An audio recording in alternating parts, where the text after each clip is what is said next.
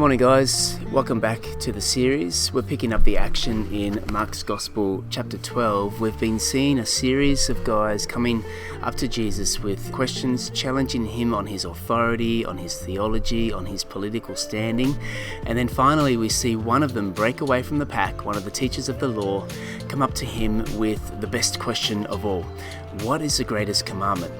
He's asking, out of all the commandments that the Old Testament is filled with, what is the best one? Jesus replies in verse 29 of Mark chapter 12, the most important one is this: Hear, O Israel, the Lord our God, the Lord is one. Love the Lord your God with all your heart, and with all your soul, and with all your mind, and with all your strength. The second is this: love your neighbor as yourself. There is no commandment greater than these. Now Jesus, as he is asked what is the greatest commandment, responds with a quote from the Old Testament book of Deuteronomy chapter 6 verses 4 and 5, which became known as the Shema to the Israelites. It became part of the daily prayer. Morning and night, the Jews would pray this prayer: Hear, O Israel, the Lord your God, the Lord is one. Love the Lord your God with everything you've got, or your heart, or your soul, or your mind, or your strength, everything you've got.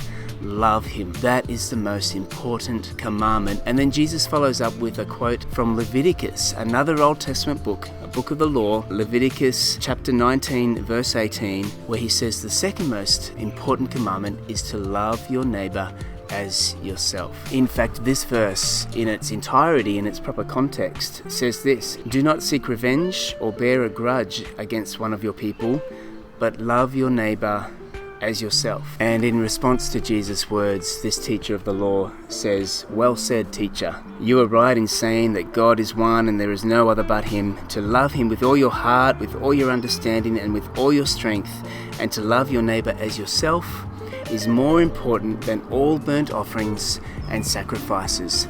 This guy got it.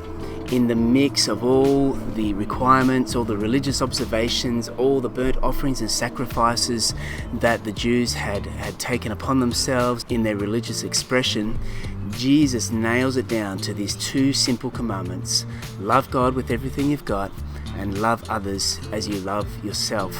And this guy got it. He had a simple response to a simple gospel.